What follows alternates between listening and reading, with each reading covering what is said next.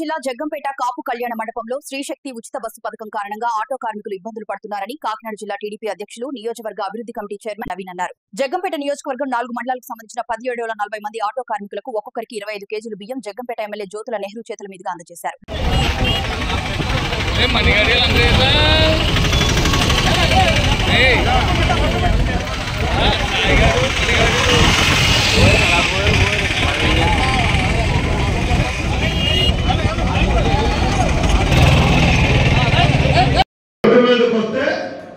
ప్రమాదం మన చుట్టూ గింగిర్లు కొడతా ఉంటుంది. అది మీ తప్ప ఎవరితోడు తప్ప ఎవరిదే అన్నది పక్కకి తీసేయండి. మళ్ళీ తిరిగి ఇంటికి వెళ్ళి మీరు మంచం మీద పడుకునే వరకు కూడా ఆ ప్రమాదం అనేటటువంటి గట్టిక మిమ్మల్ని వెంటాడుతూ ఉంటుంది. కాబట్టి ఆ వెంటాడే దాన్ని ఇమీడియట్ గా ఆదుకోవాలనుకున్నప్పుడు ఖచ్చితంగా మీకు పర్సనల్ ఇన్సూరెన్స్ ఉండాల్సినటువంటి అవసరం ఉంది. ఇవాళ వస్తున్నటువంటి అరకొర ఆదాయంలో మీరు ప్రీమియం కట్టేటటువంటి పరిస్థితి ఉండదు. ఇది కమ్యూనల్ ప్రీమియం కానీ కట్టగలిగితే ఇక్కడ తక్కువగా ప్రీమియం అవుతుంది. రెండోది మీ అందరికీ లబ్ధి చేకూరేటటువంటి పరిస్థితి ఉంటుంది. ఇది ఒక వ్యక్తికి కాదు, యూనియన్ పరంగా మనం కడతాం.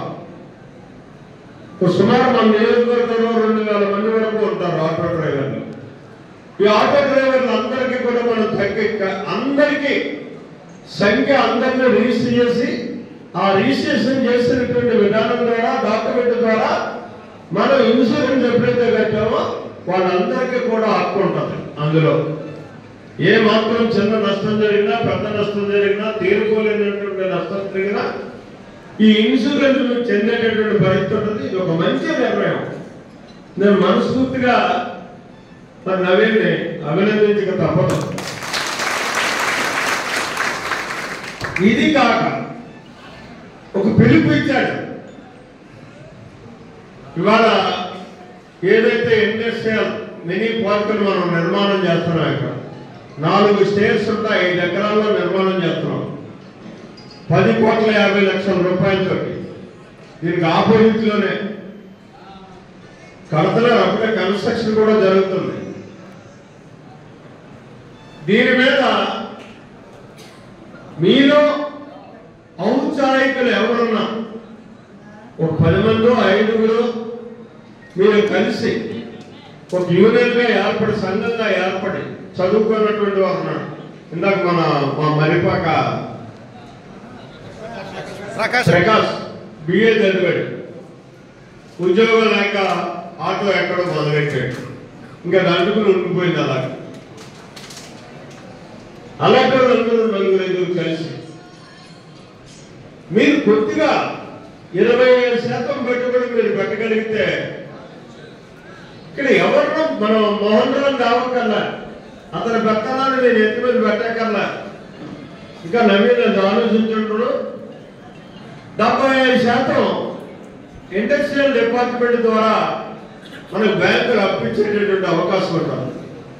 మీరు ఎన్నుకున్నటువంటి ప్రాజెక్టు విధానాన్ని బట్టి దాన్ని మీరు సమర్థులైనటువంటి వాళ్ళు అంతో ఎంతో చేసుకోగలిగేటువంటి వాళ్ళు ఆలోచన చేసి ఆ ప్రాజెక్టును తయారు చేసుకుని మీరు రాగలిగితే మీరు చేసేటటువంటి ప్రాజెక్టు సరిపడేటువంటి స్థలాన్ని కేటాయించడం మీకు ఎవరో జరుగుతుంది. మీరే పారిశ్రామికవేత్తలుగా, పారిశ్రామికవేత్త అంటే 10 కోట్లు పెట్టేవాడు పారిశ్రామికవేత్త, 10 లక్షలు పెట్టేవాడు పారిశ్రామికవేత్త, 10,000 కోట్లు పెట్టేవాడు పారిశ్రామికవేత్త. కానీ 10 లక్షలు పెట్టేవాడికే ఆదాయం ఎక్కువ వచ్చేటటువంటి పరిస్థితి ఉంటుంది. ఎందుకంటే వీడు స్వయంగా చూసుకుంటాడు, స్వయంగా పనిచేసుకుంటాడు.